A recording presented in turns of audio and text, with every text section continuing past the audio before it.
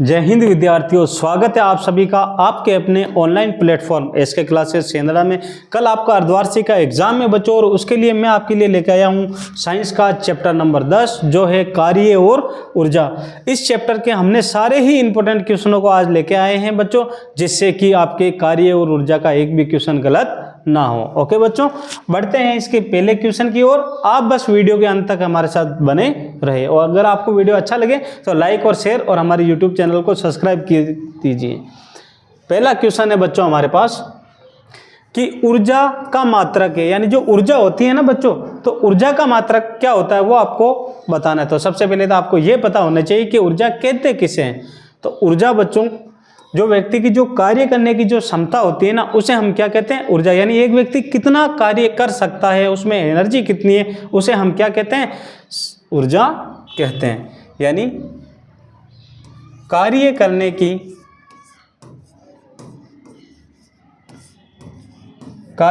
की क्षमता को ऊर्जा कहते हैं।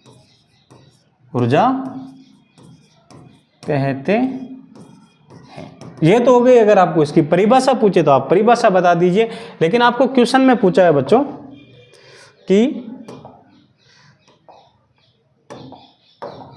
कि ऊर्जा का मात्रक क्या है। जो ऊर्जा का जो मात्रक होता है ना बच्चों, वो होता है जूल। यानी ऊर्जा का मात्रक क्या होता है बच्चों? ऊर्जा का मात्रक होता है जूल। ये लो बच्चों, ये हो गया हमारे पास क्वेश्चन नंबर फर्स्ट। अब है वाट। वाट किसका मात्रक होता है? जो शक्ति का मात्रक होता है ना बच्चों, पावर, उसका मात्रक होता है क्या? वाट। सेकंड समय का होता है बच्चों, ये समय के अंदर, और किलोमीटर ये भी समय से संबंधित है। तो ये हो गया हमारे पास इसका क्वेश्चन नंबर पहला। जल्दी जल्दी नोट कर लीजिए, फिर बढ़ते हैं अगले क्वेश्चन की ओर। दूसरा प्रश्न है बच्चों हमारे पास, स्वतंत्रता पूर्वक गिरती हुई वस्तु की गतिज ऊर्जा का मान होगा। यानी कोई वस्तु स्वतंत्र अवस्था में है, ठीक है बच्चों। यहां पर मैंने ऊपर, यानी अगर हम छत के ऊपर चढ़ जाए बच्चों, ये हो गई हमारे पास क्या? एक छत, और छत से स्वतंत्र अवस्था में कोई वस्तु है, और इसको हम क्या नीचे गिरा रहे हैं। यानी वो भूमि की ओर हम उसे गिरा रहे हैं, या वो स्वतंत्रता पूर्वक भूमि की ओर गिर रही है। तो उसका ऊर्जा का मान क्या होगा? यानी कोई वस्तु अगर मैं ऊपर से नीचे की ओर गिरती है तो उसका मान बढ़ता है, घटता है, या अनिश्चित होता है, यानी ना तो बढ़ता नहीं घटता है। तो आप प्रैक्टिस करके देखिए बच्चों, अगर कोई भी वस्तु ऊपर से नीचे की ओर आती है तो उसका जो गतिज ऊर्जा का मान है वो क्या होता है बच्चों? बढ़ जाता है। विशेष कर ध्यान रखना, उस वस्तु का जो गतिज ऊर्जा का जो मान है ना बच्चों, वो क्या होता है? बढ़ जाता है। तो इसका राइट आंसर हो जाएगा बच्चों ऑप्शन नंबर बी। बढ़ते हैं अगले क्वेश्चन की ओर। तीसरा क्वेश्चन है, बंदूक से दागी गई गोली में ऊर्जा होती है। यानी कोई बंदूक है ना बच्चों, बंदूक के अंदर से अगर हम कोई गोली दाग रहे तो उसमें ऊर्जा होती है। केवल उसके द्रव्यमान के कारण, उसके वेग और उसके द्रव्यमान के कारण, उस कार्य की गुरुत्वाकर्षण बल के कारण, या केवल उसकी स्थिति के कारण। तो इसका जो राइट आंसर हो जाएगा ना बच्चों, वो हो जाएगा हमारे पास ऑप्शन नंबर बी। बंदूक है, बंदूक के अगर अंदर हमने गोली डाली है, तो अगर हम उसके ट्रिगर को पीछे खींचेंगे ना बच्चों, तो उसके जो वेग और जो उसका द्रव्यमान है ना बच्चों, वो दोनों ही उसके ऊपर क्या करते हैं? निर्भर करते हैं। अब देखो क्वेश्चन यहाँ से ये पूछ सकता है बच्चों कि मतलब ये किसका उदाहरण है, यानी बंदूक में भरी हुई गोली किसका उदाहरण है? तो ये है बच्चों स्थितिज ऊर्जा का उदाहरण, क्योंकि बंदूक में जो ऊर्जा है ना बच्चों वो स्थितिज है, और फिर हम उसे पीछे की ओर खींचते हैं और फिर वो वस्तु आगे की ओर जाती है तो वो गति करती है। तो वो किसका उदाहरण हो जाता है? वो हो जाता है हमारे पास स्थितिज ऊर्जा का उदाहरण। तो इसका जो राइट आंसर हो जाएगा वो आ जाएगा बच्चों ऑप्शन नंबर बी। अगला क्वेश्चन लेते हैं बच्चों आपके लिए, और अगला क्वेश्चन है हमारे पास, गतिज ऊर्जा का मान निर्भर करता है। ये लो आ ही गया। गतिज ऊर्जा का मान किस पर निर्भर करता है? अभी बताया, चाहे स्थितिज ऊर्जा हो चाहे गतिज ऊर्जा हो, उन दोनों का जो मान है उसके द्रव्यमान और उसके वेग दोनों पर निर्भर करता है। यानी वस्तु के द्रव्यमान और उसके वेग, इन दोनों के ऊपर, ठीक है बच्चों, गतिज ऊर्जा का मान निर्भर करता है, चाहे स्थितिज ऊर्जा हो चाहे गतिज ऊर्जा हो, उन दोनों का मान यानी द्रव्यमान और वेग इन दोनों पर निर्भर करता है। बढ़ते हैं अगले क्वेश्चन की ओर। अगला क्वेश्चन है, किसी वस्तु के पृथ्वी की ओर गिरने पर उसकी स्थितिज ऊर्जा में परिवर्तन क्या होगा। अब देखो बच्चों, यहाँ पर क्वेश्चन अलग है, वो था पहले वाला क्वेश्चन वो स्वतंत्र अवस्था में, स्वतंत्र अवस्था में, ठीक। अगर स्वतंत्र अवस्था में होना बच्चों तो उसकी गतिज ऊर्जा बढ़ जाएगी, बढ़ जाएगी, लेकिन वो वस्तु स्वतंत्र अवस्था में नहीं हो, स्वतंत्र अवस्था में नहीं हो तो उसकी गति क्या होगी बच्चों, उसकी गति घट जाएगी। तो इसका जो राइट आंसर है वो होगा ऑप्शन नंबर बी, घट जाएगी। स्वतंत्र अवस्था में हो तो बढ़ जाएगी, अगर स्वतंत्र अवस्था में नहीं है ना बच्चों वो, तो उसकी गति क्या होगी, घट जाएगी। राइट आंसर आ जाएगा हमारे पास इसका ऑप्शन नंबर बी। अगला क्वेश्चन है, घड़ी की स्प्रिंग में भंडारित ऊर्जा, यानी जो हमारे पास जो चाबी वाली घड़ी होती है ना बच्चों, उसके अंदर हम ऊर्जा को स्थान यानी रखते हैं और फिर हम चाबी को छोड़ते हैं तो क्या होता है बच्चों, वो कौन सा गतिज ऊर्जा का उदाहरण है या स्थितिज ऊर्जा का उदाहरण है। तो वो हो जाएगा हमारे पास बच्चों स्थितिज ऊर्जा का उदाहरण, क्योंकि वो उसके अंदर स्थिर है, ऊर्जा क्या है, स्थिर है और फिर वो बाद में कार्य कर रही है। देखो गतिज ऊर्जा और स्थितिज ऊर्जा ये दोनों ही इंपॉर्टेंट है बच्चों। गतिज ऊर्जा, जब कोई वस्तु है तो उसकी जो गति के कारण जो ऊर्जा उत्पन्न होती है ना बच्चों, तो उसे हम क्या कहते हैं, गतिज ऊर्जा। और कोई वस्तु है उसकी जो स्थिति के अकॉर्डिंग जो ऊर्जा उत्पन्न होती है ना बच्चों, उसे हम कहते हैं स्थितिज ऊर्जा। ये हो गई, इनकी परिभाषा भी पूछ सकते हैं। उसमें ऊर्जा क्या होती है बच्चों, अगर कोई वस्तु है उसे हम जलाने पर जो ऊर्जा हमारे पास उत्पन्न होती है ना, वो होगी उसमें ऊर्जा। जैसे कोयला ये हो गया। रासायनिक ऊर्जा, जब हम किसी रासायनिक को जलाने पर जो ऊर्जा उत्पन्न होती है ना बच्चों, वो हो जाती है हमारे पास रासायनिक ऊर्जा।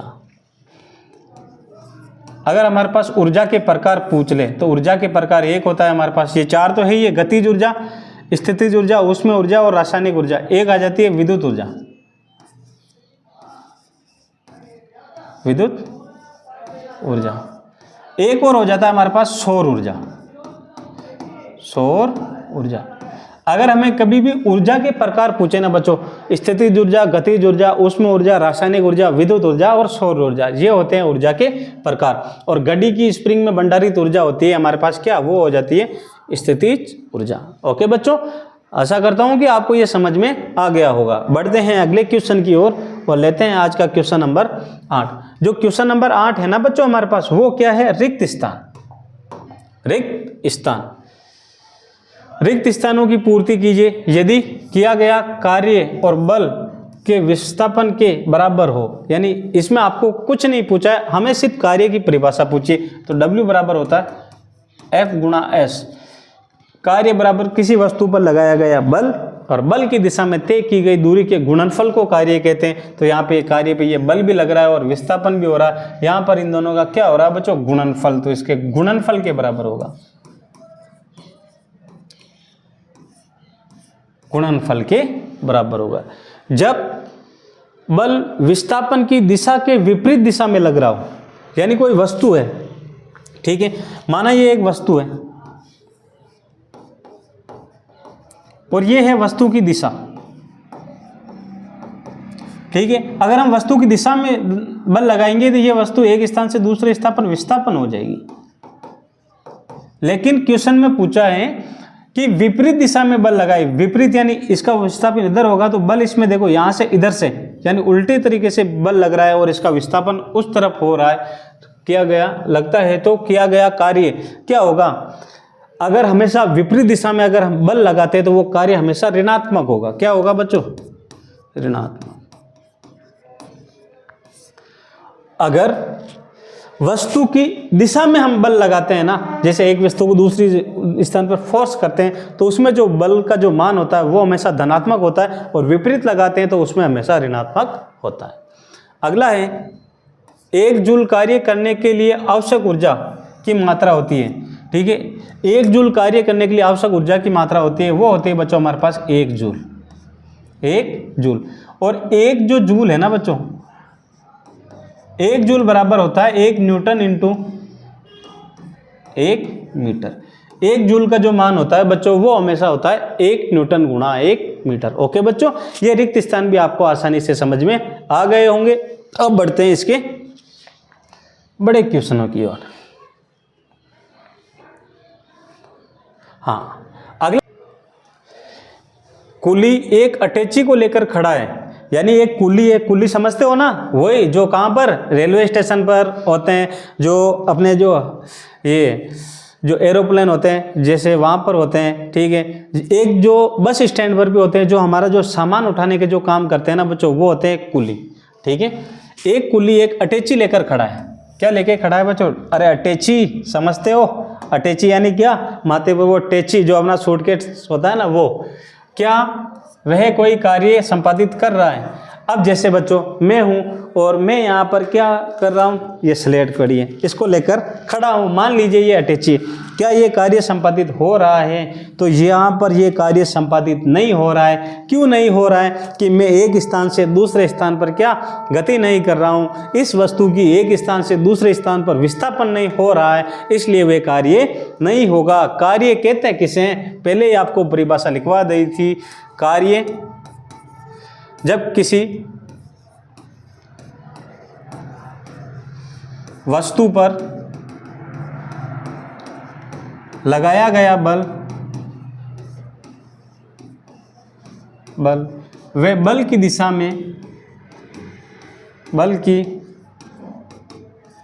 में तय की गई दूरी के गुणनफल को कार्य कहते हैं। ये इसका फॉर्मूला होता है W बराबर F गुणा S। S का मतलब हो जाता है विस्थापन। अब देखो इस क्वेश्चन में एक कुली द्वारा अटैची को लेकर खड़ा है, लेकिन वो कार्य तो कर रहा है, लेकिन क्या नहीं हो रहा है, उसके अंदर विस्थापन नहीं हो रहा। विस्थापन यानी वो एक वस्तु को एक ही जगह लेकर खड़ा है, तो वो कार्य नहीं कहलाएगा। कार्य कब कहलाएगा? जब किसी वस्तु पर हम बल भी लगा रहे हैं, यानी हम कोई कार्य भी कर रहे हैं और वो एक स्थान से दूसरे स्थान पर दूरी भी तय कर रहा है, यानी विस्थापन भी कर रहा है, तो उसे हम क्या कहेंगे? कार्य। तो एक कुली द्वारा अटैची लेकर खड़ा है तो वह कार्य संपादित कर रहा है? नहीं, वह कार्य संपादित नहीं कर रहा है। क्यों?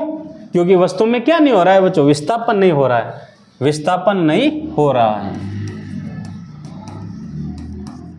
विस्थापन शून्य है। विस्थापन क्या है बच्चों? शून्य। ऐसे घबराने नहीं है, बस सोच समझ के आंसर आपको बता देना है। ओके बच्चों, आप इसे नोट कीजिए, फिर बढ़ते हैं अगले क्वेश्चन की ओर।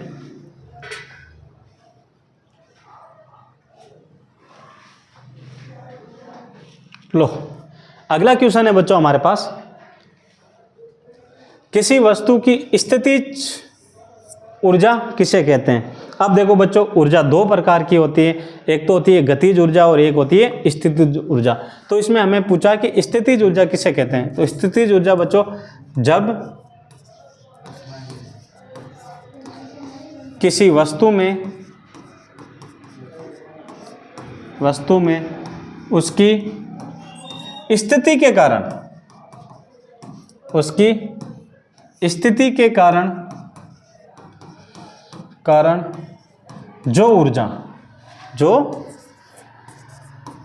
जो ऊर्जा उत्पन्न होती है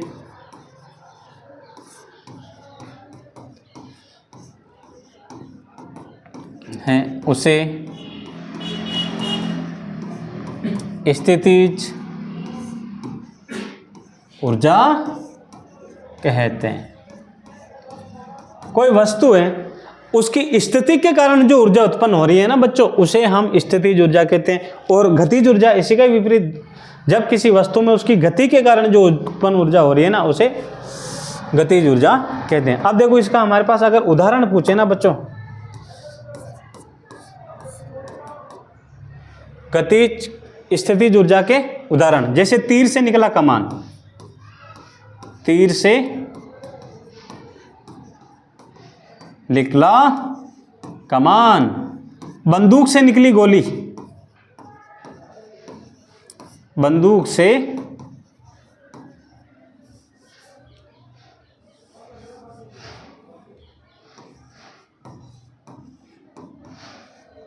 निकली गोली,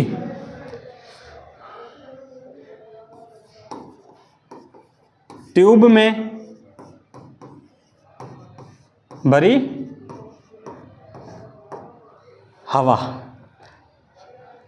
ठीक है, और अनेक इसके हम उदाहरण दे सकते हैं। जैसे इसके अलावा अगर हम इसके उदाहरण देना चाहें तो जैसे हम देखते हैं कि बांध में भरा हुआ पानी, क्योंकि बांध में वो पानी स्थिर है, जैसे ही वो बांध फट जाएगा तो उसमें क्या होगी, ऊर्जा उत्पन्न हो जाएगी। ठीक है बच्चों, ऐसे आप इसके कहीं भी उदाहरण दे सकते हो। जल्दी जल्दी नोट कीजिए, क्योंकि आज हम बिना समय गंवाए, क्योंकि कल आपका एग्जाम है, तो मैं चाहता हूं कि इससे आपके क्वेश्चन बाहर नहीं जाए, इसलिए कम समय में ज़्यादा से ज़्यादा क्वेश्चन प्रैक्टिस करवाना चाहता हूँ। ये लो मंत्री जी हमारे लिए चाय भी लेके आ गए, बहुत बहुत धन्यवाद मंत्री जी का। आप भी पीजिए चाय और मुझे भी पिलाएं, चाय तो बहुत स्वादिष्ट है। हाँ, ये लो अगला क्वेश्चन है, ऊर्जा किसे कहते हैं। अरे अभी तो कितनी बार ऊर्जा की परिभाषा लिखवा दी। ऊर्जा कहते हैं, चाय पी रहा हूं तो मेरे में क्या आ रही है, ऊर्जा। यही है ऊर्जा, कार्य करने की क्षमता।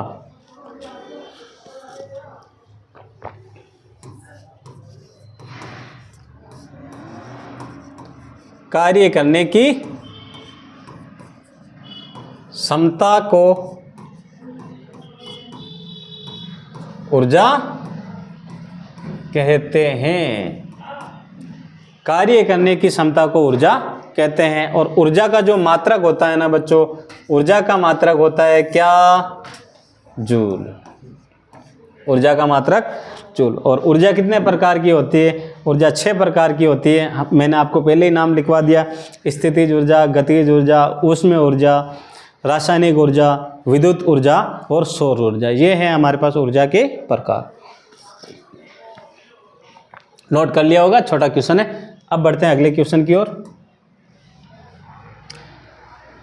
1 हॉर्स पावर यानी 1 HP कितने वाट के बराबर होता है, यानी 1 हॉर्स पावर कितने वाट के बराबर होता है। तो ये होता है बच्चों हमारे पास 746 हॉर्स पावर। 1 हॉर्स पावर होता है हमारे पास 746 वॉट के बराबर बच्चों, 746 वॉट के बराबर। छोटा क्वेश्चन था, 1 नंबर में पूछा जा सकता है। अगला क्वेश्चन है, किसी वस्तु पर लगने वाले बल के कारण वस्तु पर कार्य ना होने के प्रतिबिंब, यानी हम किसी वस्तु पर बल भी लगा रहे हैं और वो कार्य भी नहीं हो रहा है। पहला कारण तो वही क्या, विस्थापन के कारण। जब बल द्वारा वस्तु में विस्थापन नहीं हो रहा, पहले ही बता दिया क्या नहीं हो रहा है, विस्थापन, यानी एक स्थान से वह वस्तु दूसरे स्थान पर नहीं जा रही हो तो वह कार्य नहीं कहलाएगा। तो कार्य का मान क्या होता है वहां पर, शून्य होगा, यानी क्या हो जाएगा, 0। बल जब विस्थापन की दिशा में लंबवत यानी बिल्कुल सीधा कार्य करे तो बल का मान 0 होगा। यानी कभी भी अगर हम कार्य करते हैं और बिल्कुल लंबवत 90 डिग्री के एंगल पर अगर हम कार्य करते हैं तो वहां पर भी मान क्या हो जाता है, 0। विस्थापन के अनुदिशा यानी हमें कार्य तो इस तरफ करना किसी वस्तु को, लेकिन हम इसके विपरीत दिशा से क्या लगा रहे हैं, बल लगा रहे, तो भी इसका घटक का मान, कार्य होने का मान क्या हो जाता है, 0। तो ये 3 प्रमुख कारण थे बच्चों जिसके कारण कार्य नहीं कहलाएगा। एक तो उसके वस्तु के विस्थापन होगा तभी कार्य होगा, एक कार्य लंबवत कार्य करे तो वो कार्य नहीं कहलाएगा, और तीसरा अनुदिशा यानी विपरीत दिशा से अगर हम कोई बल लगाएंगे तो वो भी कार्य नहीं कहलाएगा। ओके बच्चों, अब बढ़ते हैं अगले क्वेश्चन की ओर। अगला क्वेश्चन है, किसी वस्तु में गुरुत्वाकर्षणीय गतिज ऊर्जा किन किन बातों पर निर्भर करती है, यानी जो गुरुत्वाकर्षण जो ऊर्जा है ना वो वस्तु के किन किन कारणों पर निर्भर करती है। तो किसी वस्तु में गुरुत्वाकर्षणीय स्थितिज ऊर्जा का मान E ई यानी एनर्जी, ठीक है। स्थितिज ऊर्जा का मान mgh होता है, यानी जो स्थितिज ऊर्जा का जो सूत्र होता है ना बच्चों, स्थितिज ऊर्जा, वो होता है सूत्र mgh। m यानी द्रव्यमान, g यानी होता है गुरुत्वाकर्षण त्वरण या गुरुत्वाकर्षण मान, और h मतलब होता है वस्तु की ऊंचाई, उस पर निर्भर करता है बच्चों। जहां पर वस्तु का द्रव्यमान, गुरुत्वाकर्षण त्वरण और पृथ्वी तल में वस्तु की ऊंचाई, ये हो गया ना, m यानी द्रव्यमान, g यानी गुरुत्वाकर्षण बल और h यानी ऊंचाई, इन तीनों पर निर्भर करता है।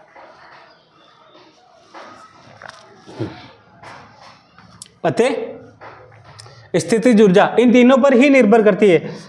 किस पर? पहला हो गया वस्तु के द्रव्यमान, वस्तु के द्रव्यमान, गुरुत्वाकर्षण त्वरण g और पृथ्वी तल से ऊंचाई यानी h। आपको तो ये याद रखना mgh, mgh क्या हो जाएगा mgh, ठीक है। द्रव्यमान, गुरुत्वाकर्षण त्वरण और ऊंचाई, इन तीनों पर ही निर्भर करता है।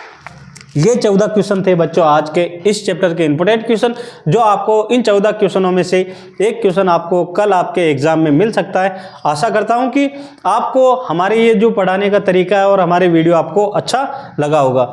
अगर इसी तरह आप हमारे साथ बने रहें, क्योंकि अभी तो सोशल साइंस का एग्ज़ाम इसके बाद बाकी है और उसके बाद आपका मेन गणित का एग्ज़ाम बाकी है। आज मैडम कई कारणों से कहीं उनका एग्ज़ाम था, इसलिए वो बाहर चले गई, इसलिए उनके स्थान पर आज मैं साइंस पढ़ाना आया हूँ। कमेंट करके आपको ये बताना है कि मेरे द्वारा पढ़ाई गई साइंस आपको कैसी लगी। मिलते हैं नेक्स्ट वीडियो के साथ। जय हिंद।